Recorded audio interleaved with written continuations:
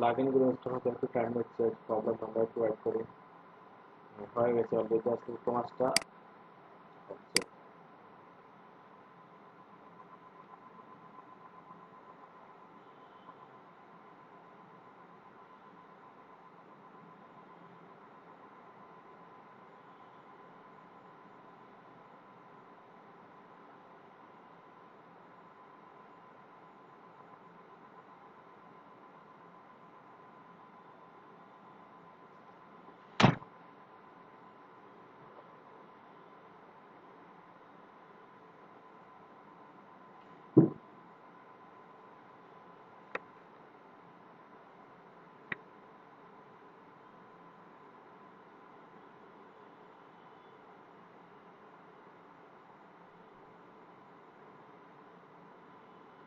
তো একটু লেট হচ্ছে, এখন প্লাগইনটা একটু একটু বড় একটা প্লাগইনের জন্য একটু লেট হচ্ছে।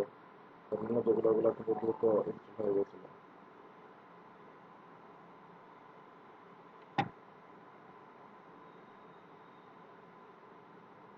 ওইগুলো তো আমরা দেখতে পাচ্ছি, ওইগুলো নতুন কিছু কি আর হয়েছে এখানে, যে অপশন ওইগুলো হচ্ছে থিমের সাথে ইন্টিগ্রেট করে দেয়া, বা থিমটা ইনস্টল দিলেই যাতে ওইগুলো কি হয়, আহ, মানে চলে আসে। ওটা হচ্ছে থিমের একটা ফাংশনালিটি বা ফাংশন অ্যাড করে দিচ্ছে তারা। তারপরে পিয়ানিস থেকে আর কিছু আছে কিনা, হ্যাঁ আমরা ওইগুলো ইনস্টল হয়ে গেলে দেখতে পারবো আর কিছু জিনিস আসছে ওইখানে। ওকমাসটাও চলে আসবে, কন্ট্রাক্ট প্রোমো চলে আসবে, ডাব্লিউ ওগুলো চলে আসবে, স্লাইডার রেভলিউশনটা ওইখানে চলে আসবে। ওকমাসটা ইনস্টল হয়ে যাক। স্লাইডার রেভলিউশন হচ্ছে, আমরা ওইখানে দেখি একটু, হ্যাঁ দেখতে পাচ্ছি ওইখানে কি আছে, ওই যে স্লাইডটা হচ্ছে, ওই স্লাইডটা কি দিয়ে করছে, স্লাইডার রেভলিউশন দিয়ে করছে স্লাইডটা।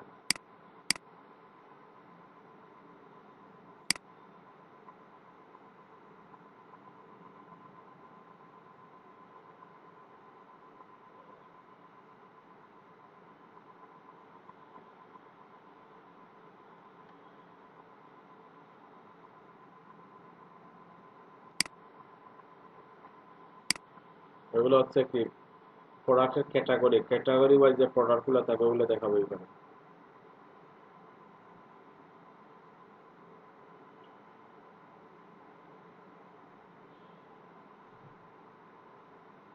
আবার ওইখানে কোন পেজ বিল্ডার ইউজ করা হয়েছে, এখানে কি এলিমেন্টর ইউজ করা হয়েছে, না ওইখানে কোন পেজ বিল্ডার ইউজ করা হয়েছে আমরা যদি তার ডকুমেন্টেশনটা দেখি একটু আমরা। তুমি আমি কোন ফিচার কি কি আছে এখানে। উডমার্ট 5, উডমার্ট 5 এলিমেন্টর সাপোর্টেড, হ্যাঁ এলিমেন্টর এলিমেন্টর না উডমার্ট করলে পপুলার পেজগুলো এলিমেন্টর দিয়ে যাচ্ছে, তাইলে ঠিক আছে আমাদের জন্য ভালো এটা। তারপর থেকে আর কি আছে এখানে, course demo, Woodmart commerce WordPress, দেখেন ডাব্লিউপি বেকার পেজ বিল্ডার, এটা হচ্ছে স্লাইডার রেগুলেশন।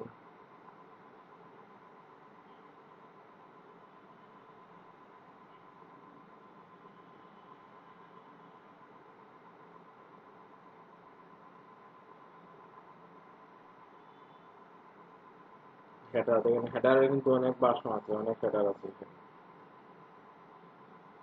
তারপর বলে দাস সব,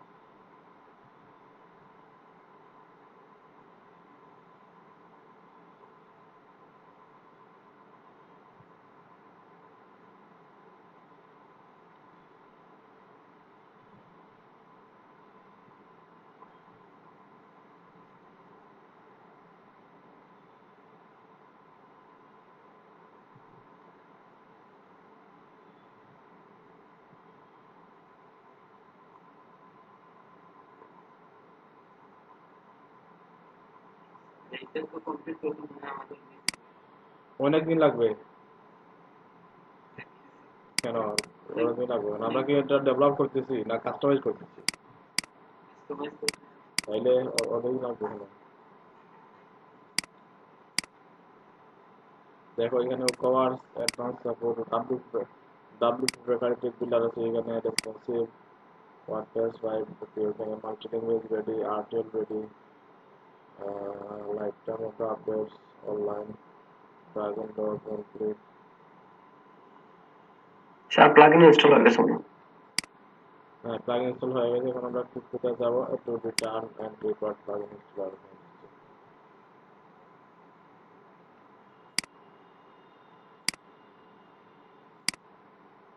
দেখো প্রচুর ফিচার আছে, প্রত্যেকটা টিমে কি কি আছে বা কি কি নাই এগুলো কিন্তু ওইখানে নিচে গেলেই দেখতে পারবো, অনেক কিছু আছে।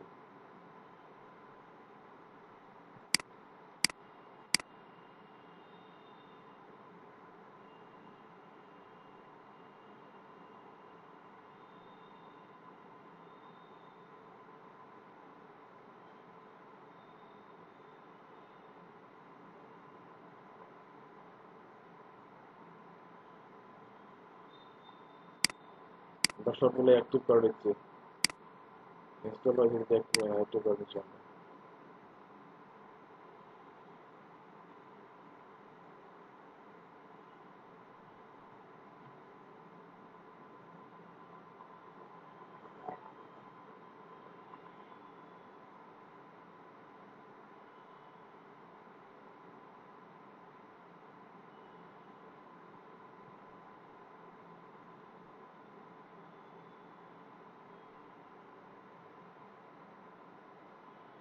অ্যাক্টিভ হয়ে গেছে, আমরা ড্যাশবোর্ডে যাচ্ছি।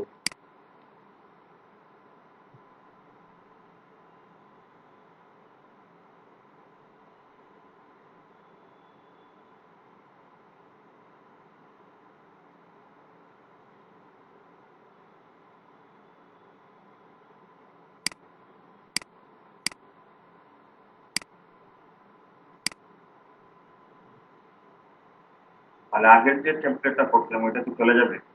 হ্যাঁ, ওইটা তো শেষ, ওইটা তো আমরা কাজ করি নাই। ওরা ওইটা পরে সেট আপ করতেছি, আমরা ওই যে ওইটা দেখাচ্ছে এখানে, আমরা পরে সেট আপ করবো, ওইটা কমার্সটা পরে সেট আপ করবো।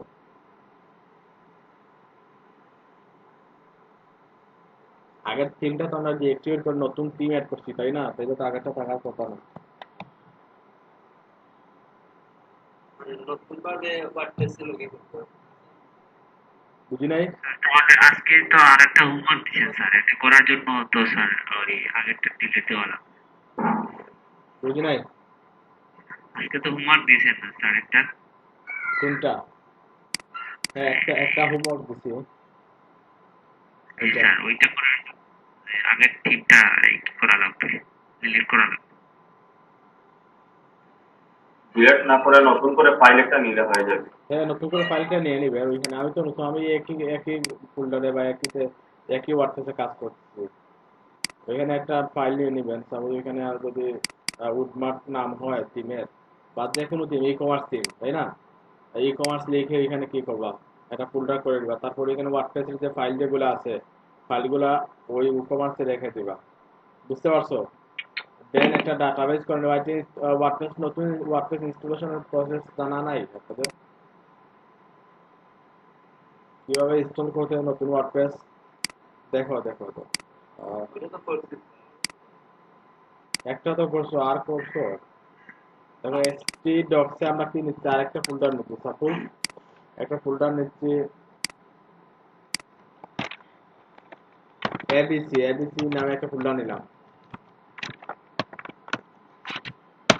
এখন কি করবো, আমরা ওইটার ভিতরে একটা ওয়ার্ডপ্রেস নিয়ে আসবো। আমরা চাচ্ছি যে লোকাল হোস্ট স্ল্যাশ এবিসি লিখে যদি এন্টারপ্রেস করি, তখন একটা ওয়ার্ডপ্রেস যাতে থাকে ওইখানে, ওইখানে একটা ওয়ার্ডপ্রেস ইনস্টল দিব।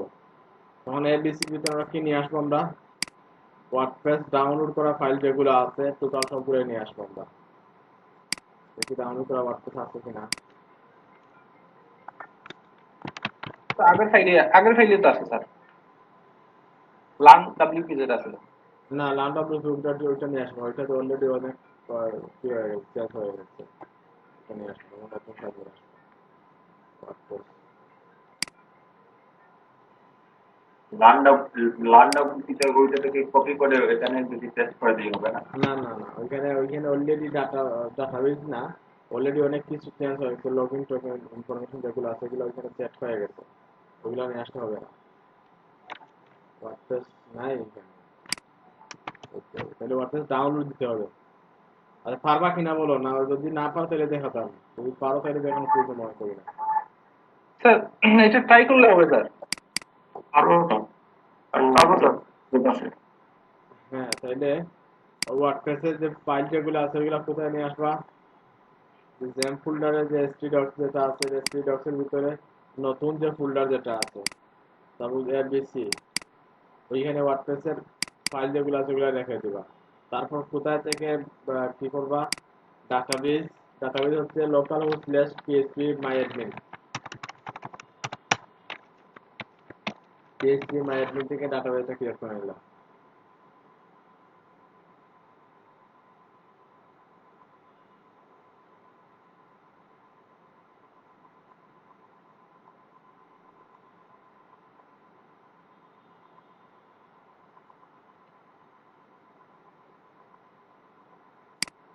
নতুন একটা ডাটাবেজ, ওইখানে ক্লিক করলে ডাটাবেজ ওপেন হবে, এবিসি দেন ক্রিয়েট, ডাটাবেজ ক্রিয়েট হয়ে গেল, তাই না? এখন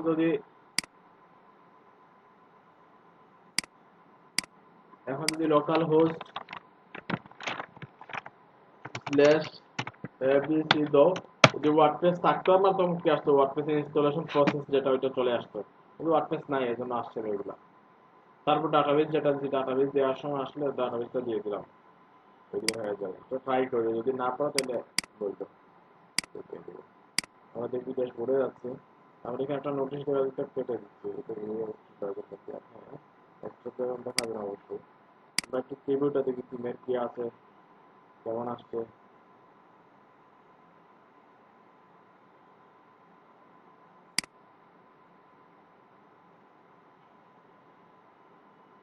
ভিজিট সাইট,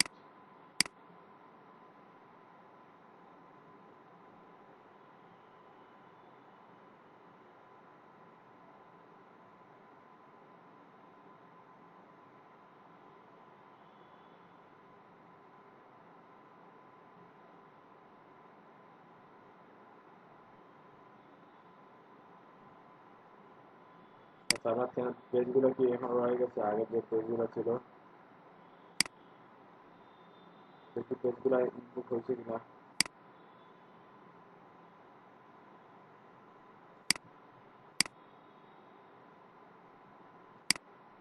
আগের হ্যালো এলিমেন্টর টিম তো মনে হয় চালু হয়ে গেছে।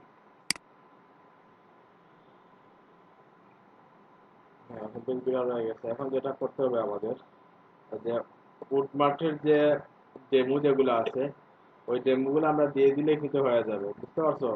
আমরা কোথায় ক্লিক করলাম, যে টিম সেটিং নামে দেখো, টিম সেটিং চলে আসছে, একটা উডমার্ট একটা আসছে। যদি উডমার্টে যাই আমরা ওখানে কি পাবো, আমরা basic page input, additional page, header builder, theme licence, CSS generator, WP bakery, CSS generator, ওইটাতে না আমরা টিম সেটিংস যেটা আছে, টিম সেটিংস এর দেখতে পাচ্ছি এখানে অনেক অপশন আছে। General layout, page title, footer, typography, style and colour, সবগুলো কিন্তু চেঞ্জ করা যায়। পুরোটা থিমের একটু আগে যে থিমটা দেখছি আবার ওইটা চেঞ্জ হয়ে যাবে, আর ডেমোটা ইম্প্রুভ দিলে ওইটা চেঞ্জ হয়ে যাবে। ওটা তো পেজটা এখন রয়ে গেছে, এখন ওইটা দেখাচ্ছে এইভাবে, এলিমেন্টটা রয়ে গেছে এই জন্য দেখাচ্ছে ওইটা এইভাবে। কারণ সেটিংসে কোন পেজটা দেখিয়ে দেয়া, রিডিং এ মানে হোম পেজ যেটা আমরা একটু আগে ক্রিয়েট করছিলাম ওই পেজ ওইটাই দেখিয়ে দেয়া, রাইট? তো তিন সেটিংস থেকে কোথায় যাও, প্রোডাক্ট পেজ আছে, লগ ইন রেজিস্ট্রেশন অপশন আছে, সোশ্যাল প্রোফাইল আছে, পারফরমেন্স, ইনপুট এন্ড এক্সপোর্ট। আমরা লেআউট জেনারেলে যাই, একটা একটা করে দেখি। জেনারেলে গেলাম প্রথমে, মেইনলি হচ্ছে ওইখানে থিম সেটিংস হচ্ছে অনেক, মানে চেঞ্জ করতে গেলে অনেক কিছু চেঞ্জের অপশন আছে থিম সেটিংসে। ওইখানে দেখো কি কি আছে। ফেভিকন ইমেজ, আমরা ওইখানে যদি কোনো ফেভিকন নিয়ে আসতে চাই, ওইখানে ওই ফেভিকনটা আমরা ওইখানে আপলোড করে দিতে পারি। তারপর সব কমেন্ট পেজ, আমরা কমেন্ট পেজ এখানে দেখাবো কিনা। তারপরে ভাইয়া আমাদের কোথাটা মেইন, আসছে, বুঝি নাই, কোথাটা আপনার পুরো ক্লিয়ার আসছে না। ইয়ে আসছে না, ওয়েট,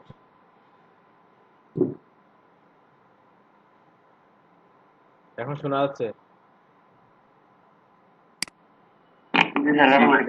এখন ঠিক আছে। জেনারেল লেআউটটা দেখি আমরা, লেআউটটা কিন্তু এখান থেকে চেঞ্জ করতে হবে। তাইলে আমরা আমরা যেটা চাচ্ছি ডেমোটা ইনপুট করব, তাই না? ডেমো ইনপুট করবো, ডেমো কোন জায়গায় আছে আমরা কিভাবে খুঁজে বের করবো, আমরা যদি একটু চেক করি।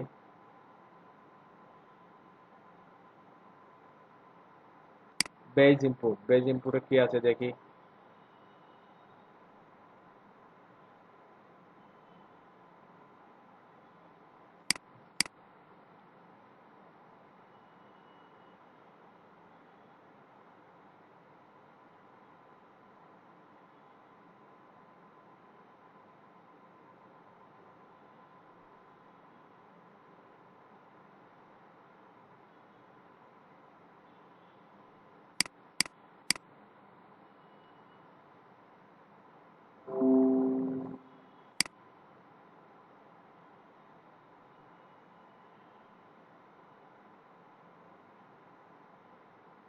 দেখো পেজ ইনপুটে যাওয়ার পর দেখতে পাচ্ছ এখানে কি দেখাচ্ছে যে ইনপুটের টেম্পলেটগুলো ইনপুটের কিছু অপশন দেখাচ্ছে, তাই এখানে কি দেখাচ্ছে দেখি, base or full input required, right, অবশ্যই রিকোয়ার্ড।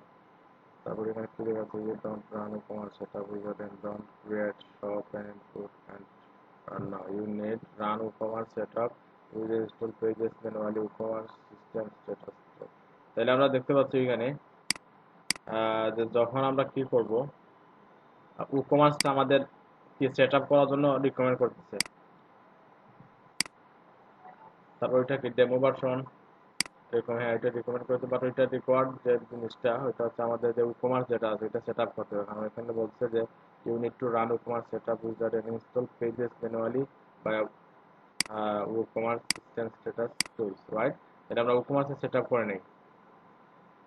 আর বেজ ইনপুটে আসার পরে কি দেখতে পেলাম যে একটা ইনফরমেশন দেখাচ্ছে প্রিমিয়াম থিমের ক্ষেত্রে কিন্তু আমি যেভাবে দেখাচ্ছে ওইভাবেই থাকে অ্যাকচুয়ালি। বড় বড় থিম যেগুলো আছে ওইভাবে দেখেন অনেক অপশন আছে, ওইখান থেকে আপনি খুঁজে বের করতে কোন কোন জায়গায় কে আছে। প্রত্যেকটা পেজেই কিন্তু তাদের নোটিশ দিয়ে দেয়, যারা থিমটা ডেভেলপ করে যদি কোনো প্রসেস আপনি আগে মিস করে আসেন দেন তারা একটা নোটিশ দিয়ে দিবে যে আগে ওইগুলা লাগবে দেন ওইগুলা একদম ইজিলি কিন্তু আমরা নোটিশগুলো পড়েই কিন্তু দেখতে পারবো, মানে আর বুঝতে পারবো বিষয়গুলো কোথায় কি হচ্ছে বা কি করতে হবে আমাদের। আপনাদের একটা জিনিস বলি, আমরা যখনই কোথায় যাবো যে প্রত্যেকটা ইনফরমেশন প্রত্যেক আনাচে কানাচে কি লেখা আছে কি না এগুলো দেখে নিব, দেখে নিলে কিন্তু জাস্ট এখানে গেলাম আপনার আমরা গিয়ে যদি এখানে দেখি ইনস্টল তো প্রসেস নাই তাইলে কি ওইখানে না অন্য কোন ওইরকম না, জাস্ট দেখবো তার ইনফরমেশন কি বলছে ওইখানে কি করার কথা বলছে, বুঝতে পারছেন। আমরা ওইখানে কি বলছে ই-কমার্সটা সেট আপ করে নিতে হবে। আমরা যদি উপরে যাই ড্যাশবোর্ডে যাই, ড্যাশবোর্ডে গেলে কিন্তু ই-কমার্স সেট আপের ওইটা দেখাবে ওইখানে, আর ওগুলোতে পড়ে যাচ্ছে run and set up wizard, right. আমরা এখানে ক্লিক করলাম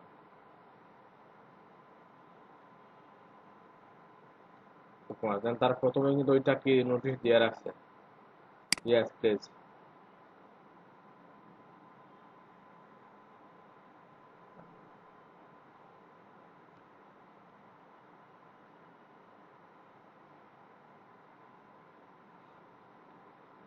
আপনাদের হয়তো একটু অন্যরকম লাগবে, তো হয়তো বুঝবেন বা নাও বুঝতে পারেন, প্রবলেম না, একটু দেখেন, একটু মনোযোগ দিয়ে দেখেন।